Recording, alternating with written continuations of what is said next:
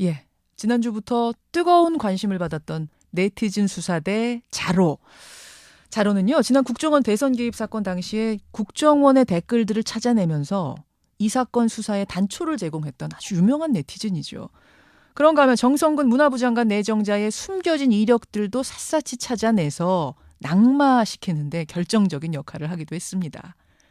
그런 그가 이번엔 세월호 침몰의 새로운 원인을 찾아냈다 하니까 이목이 집중될 수밖에 없었던 건데요. 이게 무려 8시간 49분짜리 영상입니다. 워낙 길다 보니 이게 업로드에 문제가 생겨서 예고대로 어제 공개는 못했습니다. 하지만 한 TV 다큐 프로그램을 통해서 짤막한 요약본이 공개가 됐죠. 이미 떠들썩한데요. 네티즌 수사대 자로 직접 만나보겠습니다. 신원보호를 위해서 음성 변조를 한다는 거 알려드리고요. 편의상 자로 씨라고 부르겠습니다. 자로 씨 안녕하세요. 네, 안녕하세요. 아니 어제 오후 4시 16분에 영상을 공개하기로 했었는데 아직도 업로드가 안 됐네요. 네, 빨리 보여드려야지 제 마음도 홀가분할 것 같은데요. 이렇게 영상을 올리고 이런 분야는 조금 미숙하다 보니까 좀 시행착오를 겪었던 것 같습니다. 아니 그러니까 방송 기술을 전문적으로 배우고 이런 편집해보고 이런 분이 아니세요? 전혀 아니죠. 그럼 이 작업은 언제 시작을 하신 겁니까? 참사가 터지고 약 6개월 정도 지났을 때부터 조사를 시작을 했고요. 다큐를 만들기 시작한 거는 올해 1월부터 본격적으로 작업을 하기 시작했습니다. 근데 이미 검찰은 결론을 다 내려놨어요. 입에는 보건력도 좋지 않았고 과적을 했고 거기다가 화물을 고박도 제대로 해놓지 않은 데다가 조종까지 미숙했다. 이게 다 복합적으로 돼서 배가 침몰한 거다. 이렇게 결론을 내리지 않았습니까? 네, 그 부분이 아니라고 봤습니다. 그 검찰의 4가지 그 세월호 침몰 원인에 대해서 구체적인 증거를 들어서 반박을 시작하는 걸로 이야기가 시작됩니다. 그렇군요. 아니 그러면은 뭐가 부족하다고 보신 거예요? 검찰이 내린 결론에? 만약에 검찰이 내린 결론이 맞다면은 각종 연구소에서 시행한 시뮬레이션 자료가 실제 세월호의 항적과 일치해야 합니다. 그런데 이제껏 시행했던 그 어떤 시뮬레이션 자료도 지금 현재 나타나고 있는 세월호의 항적을 만들어내지 못하고 있습니다. 실제 세월호의 항적은요, 사고 당시에 일어났던 항적은 굉장히 급격한 급변침을 하고 있고요. 반면에 각종 시뮬레이션 자료는 실제 세월호의 항적보다도 훨씬 완만한 형태로 시뮬레이션 결과가 나온 것을 알 수 있습니다. 그렇다면 결론적으로 자로 씨가 찾아낸 세월호 침몰의 원인, 진실은 뭐라고 결론 내리신 겁니까? 2년 2개월의 조사 후에. 제가 찾아낸 모든 정황들은 딱 하나의 결론으로 귀결됩니다. 그건 외력입니다. 잠수함 충돌일 가능성이 가장 높다고 보고 있습니다. 잠수함과 세월호가 부딪혔다. 네. 왜 그렇게 보십니까?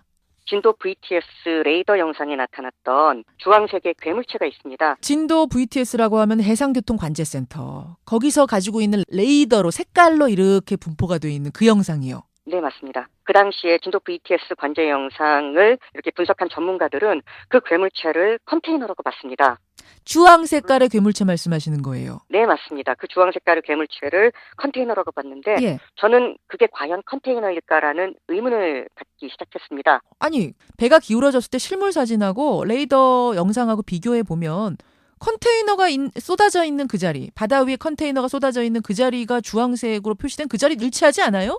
물리학적으로 봤을 때 괴물체가 나타난 지점에 컨테이너가 떨어지려면은요, 세월호가 오른쪽으로 이렇게 우회전하면서 급회전을 하게 됐는데 우회전을 시작한 이후 얼마 되지 않았을 때 곧바로 물건이 떨어지지 않으면은 컨테이너가 떨어지지 않으면은 괴물체가 나타난 그 지점에 컨테이너가 있을 수가 없습니다. 그런데 문제는 이른 시점에 컨테이너가 떨어지기에는 그 시점에는 세월호가 충분히 기울어지지 않은 상태였어요. 이건 물리학적으로 따져봐도 그렇고 생존자들의 진술이라던가 아니면은 그 당시에 조타실에 있었던 조타수 조준기 그리고 기관장 박기호 이런 사람들이 선투가판에 있었던 컨테이너가 떨어지는 모습을 증언하는 데에서도 공통적으로 나타나는 현상입니다.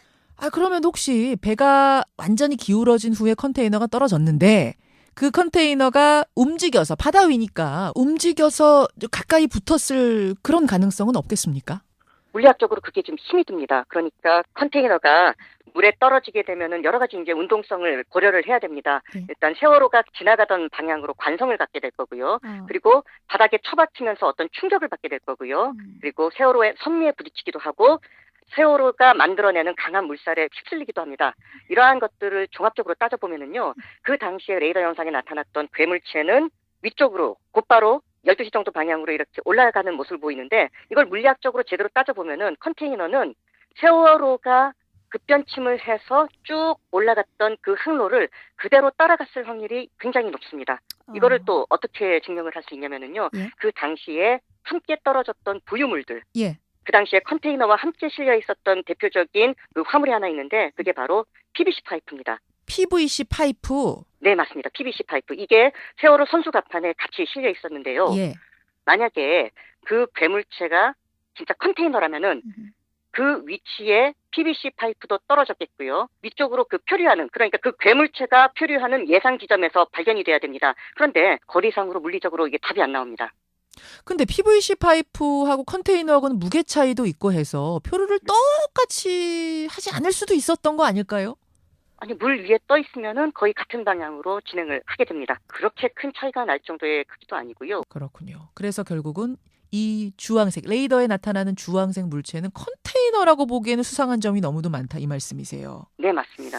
그런데 선장이라든지 3등 항해사 조타수가 이게 만약 정말 잠수함에 의한 외부 충돌이었다면 그걸 몰랐을 리가 없을 텐데 이 재판 과정에서 보면은 자기들한테 그런 이야기를 하는 게 유리할 텐데 안 했을 리는 없잖아요. 어떻게 보세요? 선원들 중에서 외부 충돌과 관련된 증언을 한 사람들이 사실 꽤 많습니다. 대표적인 건 그겁니다. 세월호 조타수였던 조준기 씨가 예.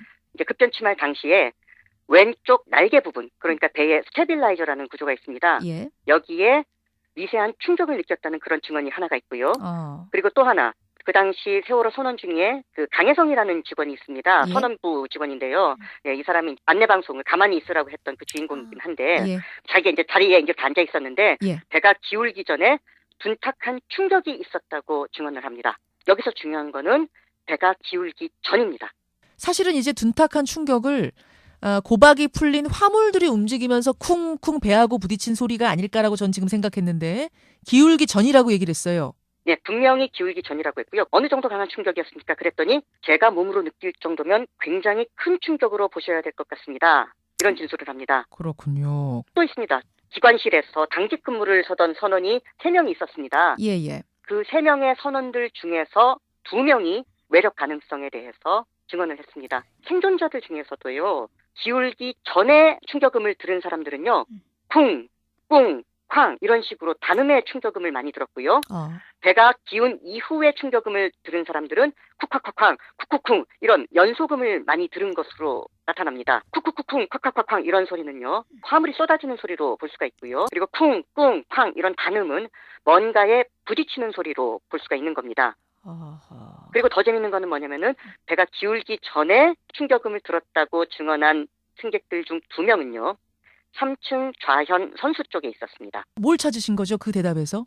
그 3층이라는 거는요. 배에서 가장 밑바닥과 가까운 위치고요. 좌현 선수 이 부분은 만약에 실제로 세월호에게 어떤 외력이 가해졌다면은 결국에는 좌현 선수 쪽에 부딪히던가 아니면은 우현 선미 쪽에 부딪혀야 된다는 겁니다. 그런데 구조헬기라든가 초기기 영상들을 이렇게 분석을 해보면은요. 예. 우현 쪽은 이미 다 물 밖으로 드러났습니다. 문제는 여전히 물속에 잠겨있는 좌현 쪽에 어떠한 충격이 가해져 있을 가능성이 남아있는데요.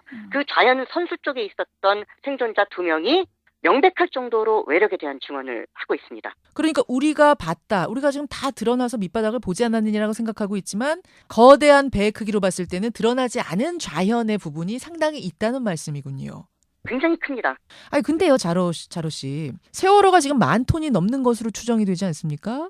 네. 근데 만약 세월호를 침몰시키려면 잠수함이 적어도 10배, 20배의 질량을 가져야 된다. 이렇게 전문가들은 얘기를 하더군요. 근데 우리나라의 경우에는 제일 무거운 잠수함이 1,800톤급 잠수함에 불과한데 1,800톤급 잠수함과 10,000톤짜리 세월호가 부딪혔으면 오히려 세월호는 가벼운 충격만 받았을 거고 잠수함만 망가져서 침몰했을 거다. 이런 얘기가 나오는데 어떻게 보세요? 충돌 상황이라든가 이런 것들은 사실 굉장히 변수가 많습니다. 그 당시에 해류라든가 아니면 충돌하는 각도 이러한 부분에 따라서 굉장히 좀 달라질 수가 있습니다.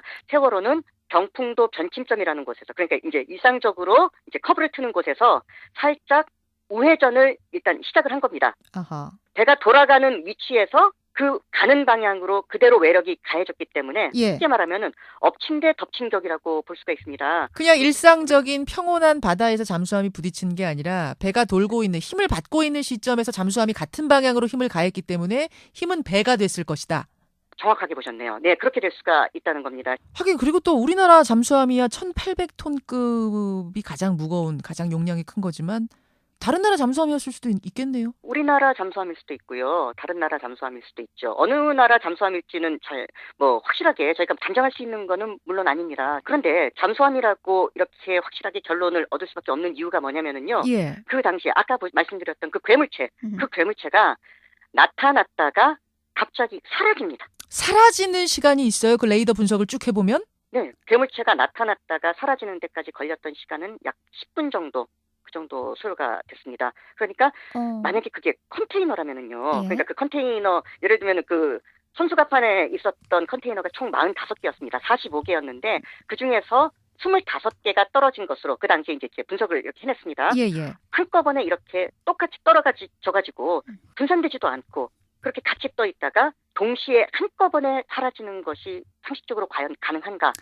이게 쉽지 않다는 겁니다. 네, 그리고 그 컨테이너 자체는요, 4m가 안 된다는 거예요. 반면 괴물체의 크기는 어느 정도 되냐면은요, 예. 세월호의 약 6분의 1 정도 크기가 됩니다. 이걸 RCS 가스로 이렇게 치환해 보면은 약 1,000제곱미터가 나옵니다. 알겠습니다. 그러니까 컨테이너 그 영상 속에 드러난 주황색 부분, 주황색 물체가 컨테이너라고 보기에는 영상 지도에서 차지하는 주황색의 크기는 너무도 크다. 이 말씀을 지금 추가하시는 거예요. 네, 맞습니다. 네. 이게 정말 잠수함 충돌이 원인이었다면 네. 이걸 굳이 숨길 이유가 없잖아요. 잠수함 때문에 이렇게 됐습니다라고 얘기하면 되는 거 아닙니까?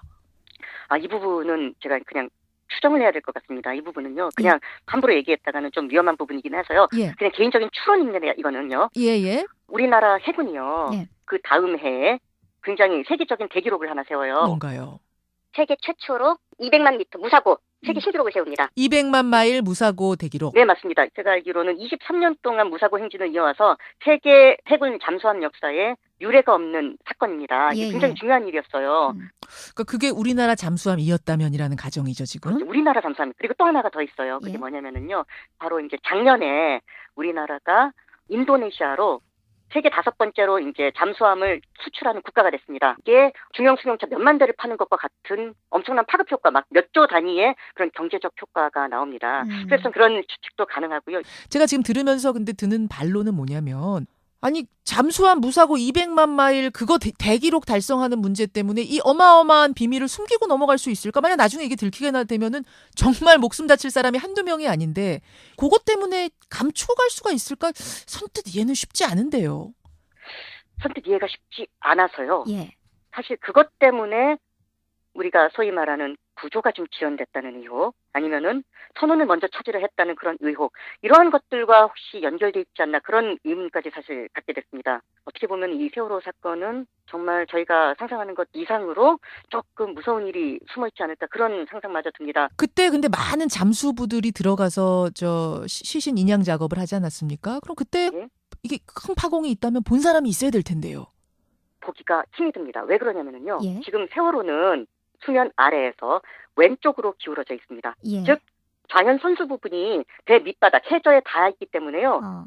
그 파공이 있는 부분을 지금 볼 수가 없습니다. 알 수 있는 방법은 딱 하나, 인양하는 것밖에 없습니다. 그런데 이 인양이 계속 차일피일 미뤄지고 해를 넘기고 말았습니다. 그러니까 인양이 늦어지고 있는 이유가 혹시 그건 아닐까라고까지 또 연결해서 생각하게 된다. 이런 말씀. 네, 맞습니다. 아까 그리고 그 잠수함하고 부딪힌 게 정말 해군에서 어떤 기록을 세우기 위해 감춘 것일 가능성 말씀하셨는데 해군의 레이더 같은 거 있잖아요. 그런 거 공개하면 되는 거 아닌가요?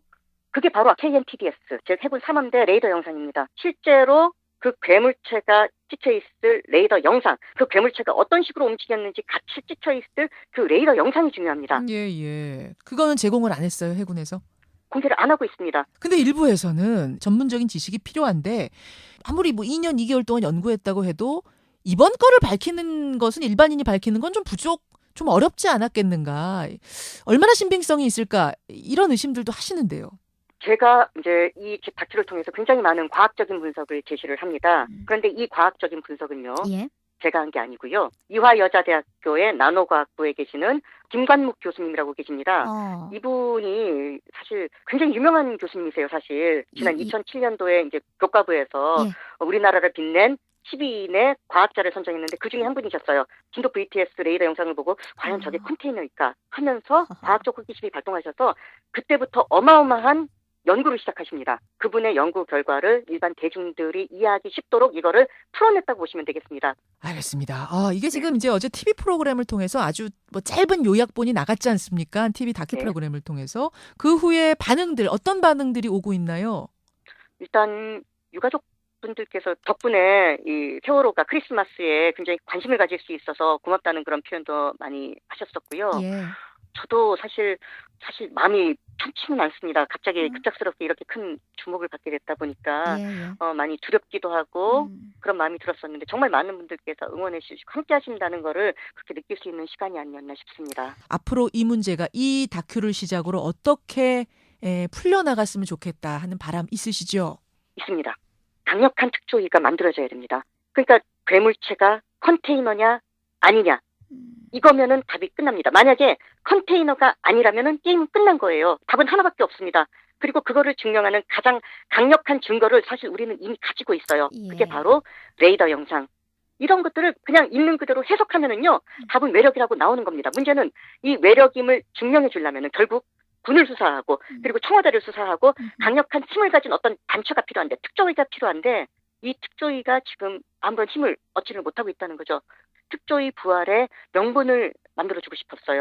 진도 VTS, 그러니까 진도 해상교통관제센터에서 나왔던 그 당시의 영상, 거기에서 보이는 그 주황색 물체, 과연 그 주황색 물체가 컨테이너일까 아닐까, 이 궁금증에서부터 우리 한번 실마리를 찾아가 보자 지적해 주셨어요. 이렇게 끝나는 것이 아니라 말씀하신 대로 그 다음 작업, 이 의문을 푸는 다음 작업으로 이어지기를 기대해 보겠습니다. 오늘 인터뷰 고맙습니다. 네, 감사합니다. 세월호 침몰 원인을 2년 2개월 동안 추적해서 다큐를 만들었습니다. 큰 화제가 되고 있는 네티즌 수사대 자로 만났습니다.